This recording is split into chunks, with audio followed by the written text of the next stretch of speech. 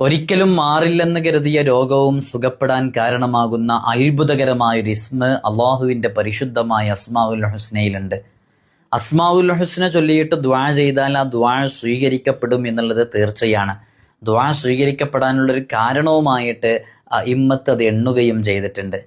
ഈ ഇസ്മ നമ്മുടെ ജീവിതത്തിൽ പകർത്തുകയാണെങ്കിൽ, പതിവാക്കുകയാണെങ്കിൽ നമ്മുടെ രോഗങ്ങൾ ശിഫയാകാൻ, ശരീരത്തിലെ അവയവങ്ങളിലൊക്കെ ഉണ്ടാകുന്ന മാരകമായ രോഗങ്ങളുമായി ബന്ധപ്പെട്ട വിഷയങ്ങളൊക്കെ വളരെ പെട്ടെന്ന് സുഖപ്പെടാൻ കാരണമാകുന്നതാണ്.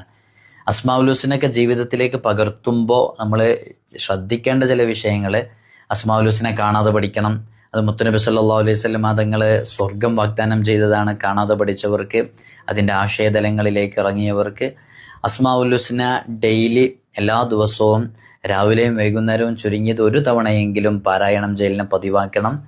അതുപോലെ തന്നെ നമ്മുടെ ജീവിതത്തിൽ അസ്മാഉൽ ഹുസ്നയുടെ ആശയങ്ങളൊക്കെ കൊണ്ടു നടക്കുകയും ചെയ്താൽ ഒരു നിലക്കും ഏത് രൂപത്തിലും നമുക്ക് ഒരു ഫത്ഹ് കിട്ടാത്ത ഒരു ജീവിതശൈലിയാണെങ്കിൽ എല്ലാ വഴികളും നമുക്ക് തുറന്നു കിട്ടാൻ അത് കാരണമാകും.